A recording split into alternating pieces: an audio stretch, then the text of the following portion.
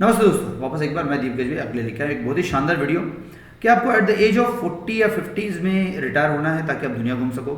क्या आप आपने ऐसा कुछ प्लान बना के रखा है जिससे कि आपको 50 के बाद काम करने की इच्छा नहीं है, या क्या आपने ऐसा सोच के रखा है कि चूंकि the world is getting more competitive तो 50 के बाद आप काम पैसों के लिए ना करो लेकिन पैसा आपके लिए काम करे। और अगर आपने ऐसा कुछ सोच के रखा है तो ये वीडियो आपके लिए है। उसके पहले आपसे रिक्वेस्ट गुजारिश फिर एक बार please do subscribe the channel इम्पेयर मनी इन्वेस्टमेंट सही फ्यूचर सही। तो अगर 40 के साल में 40 की एज में अगर आप दुनिया घूमना चाहते हो, या आप अभी आज 25, 26, 27 के हो और 40, 50, 60 के बाद आप जो है पैसे के लिए काम नहीं करना चाहते हो, पैसा आपके लिए काम करना चाहे, अगर ऐसा आपने सोच के रखा है तो रिटायरमेंट एक बहुत इंपॉर्टेंट थिंग है बिकॉज आप उसमें रिटायर्ड होना चाहते हो। और रिटायरमेंट का जो गोल है it's one of the very very common goal है सबके लिए। It is irrespective of any profession, ज़रूरी नहीं आप कौन से प्रोफेशन से हो। So there is a time जब हमको रिटायर होना होता है। एंड इसमें ना एक गुड न्यूज़ ये है आपके लिए कि लाइफ स्पैन जो है इंडिया में वो कंसिस्टेंटली बढ़ता जा रहा है। तो पहले 58 का था, फिर 60 का हुआ, फिर 65 का हुआ, आज 72 का है, 73 का है। अगले 10 साल में 80 का हो जाएगा सब।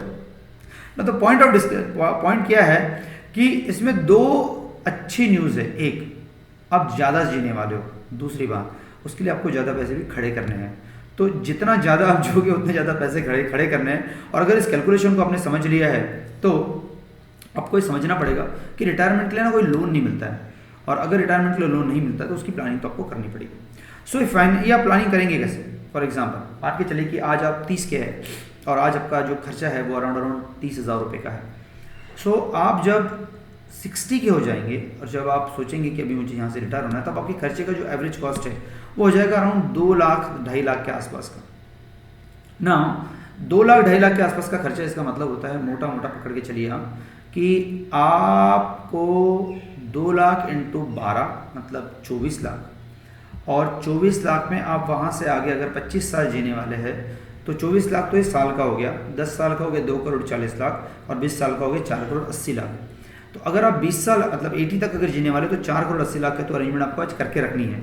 और अगर ये आपकी है तो बढ़िया है, अगर नहीं है तो उसको प्लान आज करना पड़ेगा, क्योंकि इसमें मैंने आपकी चाइल्ड एजुकेशन, मैरिज, लाइफस्टाइल, बहुत सारी चीज़ें इसमें कैलकुलेट नहीं की, और इसमें इन्फ्लेशन हम लोगों ने कैलकुलेट किया मोटा मोटा 7% का। तो आपको ये देखना पड़ेगा कि ये 4 करोड़ 80 लाख मुझे आज बिल्ड करने हैं। और इसमें एक प्रॉब्लम है जिसका नाम है cost of delay. So cost of delay जो एक ऐसा कॉन्सेप्ट है जो अगर आप जितना इसमें डिले करेंगे आपकी जो सेविंग्स जो है उतना आपको उसका इफेक्टिव, मतलब आप अगर देखेंगे ना कि बेस्ट ऑफ द रिटर्न जो है वो आखिरी के 5 साल में आते हैं, जब आप 15 साल 20 साल का प्लानिंग करते हो।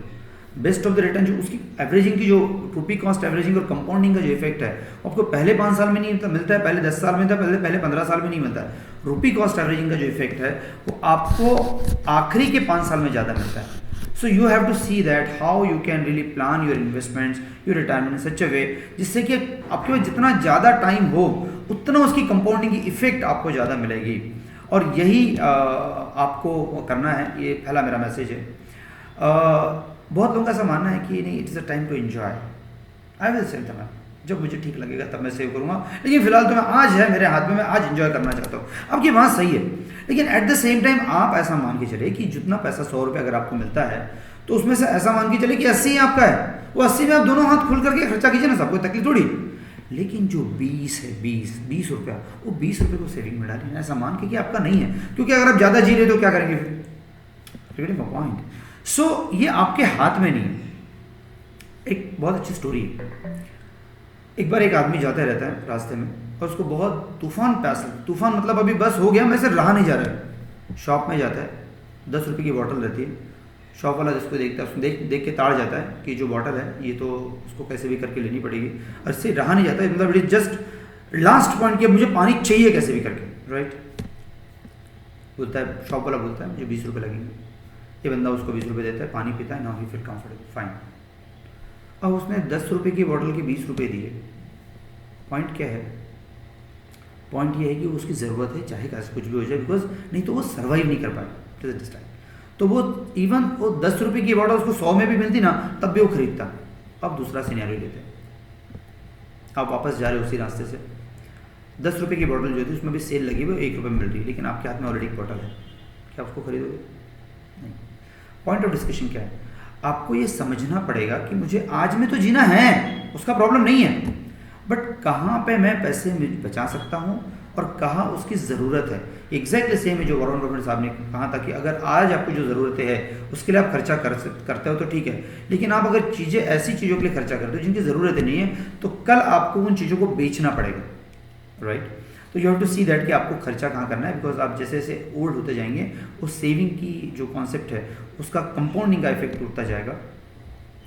एक दूसरा माइट भी है, I do not have the enough money to invest right now, but I will invest when I have some or other. जब मेरे पास पैसे आएंगे तब मैं इन्वेस्ट करूँगा। सब मैंने मेरा जब जॉब ज्वाइन किया था 3,500 रुपये का तब काम चलता था, तब भी मेरा काम बहुत अच्छे से हो जाता था। मेरी ये स्टोरी और हमारे एज के सब लोगों की है। तो आप ये ना समझे कि मेरा जॉब आज 8,000 का है या 7,000 का है या 15,000 का है 20,000 का है। आप ये देखिए कि उसमें से 20% मुझे नहीं मिल रहा है और वो 20% हर साल आप लगातार जब भी आपकी सैलरी बढ़ती है तब डालते चले। Believe I am telling you will going to save the huge money, और वो पैसा आपने इतना जमा किया है आपको समझ में भी नहीं आएगा। पिछले 11 साल से हम लोग यही काम कर रहे हैं। एंड बिलीव मी, हम लोगों ने इतने सारे जो पोर्टफोलियोज खड़े किए उसका सबसे बड़ा रीजन क्या है, हम लोगों ने उनको power of small saving small investment का रीजन बताया। 2-2 हज़ार की SIPs जो हम लोगों ने चालू की थी, जो करोड़ के पोर्टफोलियो हो गए, और जो सेविंग की आदत पड़ी है वो इतनी ज़बरदस्त हो गई कि वो आदत आउट ऑफ फालतू के खर्चों से है। आप मान के चलो किसी बाजार में जाते हो, बड़े शॉपिंग मॉल में जाते हो, आपका बजट रहता है 5,000 का, चीज़ें खरीद के लेके आते हो 25,000 के।